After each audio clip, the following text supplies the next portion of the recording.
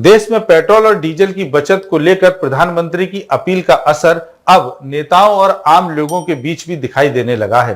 केंद्रीय राज्य मंत्री प्रोफेसर एसपी सिंह बघेल ने प्रधानमंत्री की इस अपील का स्वागत करते हुए कहा कि ईंधन बचत आज देश हित का विषय है और हर नागरिक को इसमें अपनी जिम्मेदारी निभानी चाहिए। उन्होंने कहा कि वे खुद लंबे समय से सीमित वाहनों के साथ चलते हैं और दिल्ली, लखनऊ जैसे दौरों पर ट्रेन का सफर करना पसंद करते हैं।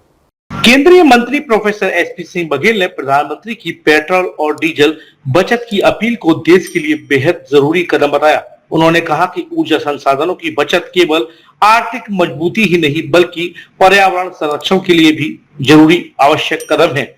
उन्होंने कहा कि वह पहले से ही अपना काफिला छोटा रखते हैं ताकि अनावश्यक ईंधन की खपत ना हो। इसके साथ ही दिल्ली और लखनऊ की यात्राओं में भी वह लगातार ट्रेन का इस्तेमाल करते आ रहे हैं, जिससे समय और ईंधन दोनों की बचत होती है।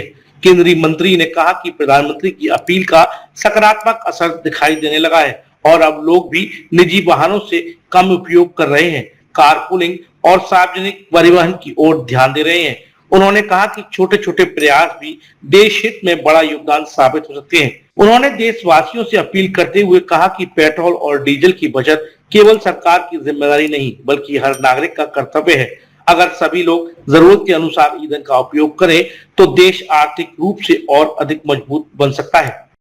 मैं प्रधानमंत्री जी के इस पहल का स्वागत करना चाहूंगा। वो प्रधानमंत्री के साथ देश के गार्जियन और गार्जियन की भूमिका निभाने के लिए उन्होंने कुछ अनुरोध किए हैं और लोगों का पर उसका असर है। लेकिन मैं कभी काफिले के लिए नहीं जाना गया हूँ। मुझे सरकार के द्वारा एक गाड़ी दी जाती है, मैं कभी अपने विभाग की गाड़ियों को नहीं चलाता हूँ। 99% मैं पिछले 27 साल से आगरा से दिल्ली और आगरा से दूरस्थ जगहों पर केवल ट्रेन से जाता हूँ।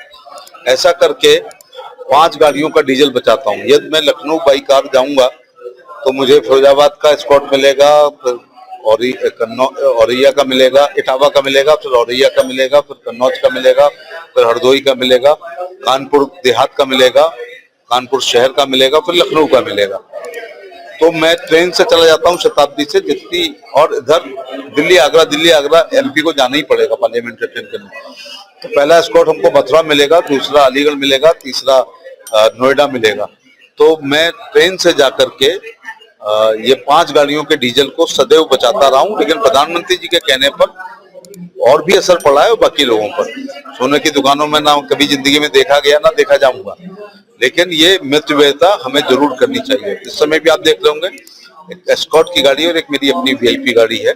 और मैं चाहूं तो रोज पार्टी वर्कर से अनुरोध करके अगर लंबे काफिले के साथ क्षेत्र में दौरा करूं, यहाँ अपना शहर है, हमें मितव्ययिता करनी चाहिए व्यक्तिगत जीवन में भी और सार्वजनिक जीवन में भी, और सरकार के पैसे को भी बचाना चाहिए। विपक्ष सवाल नहीं, विपक्ष का कोई बात प्रधानमंत्री की अच्छी नहीं लगती है।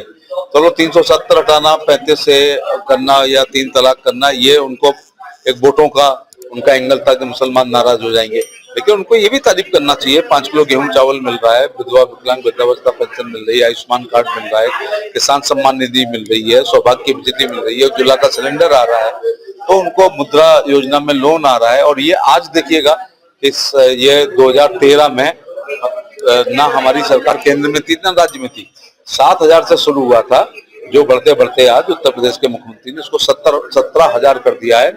और सुप्रीम कोर्ट का माननीय फैसला खिलाफ था शिक्षा मित्रों के, लेकिन चीफ मिनिस्टर ने कहा था ये 10,000 रुपए करना चाहें तो हम उनको रख सकते हैं। वो बढ़ते बढ़ते अब जाकर के उससे दुगना हो गया है।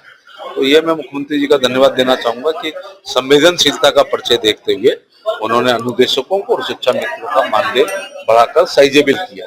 पेट्रोल डीजल के दाम बढ़ाए।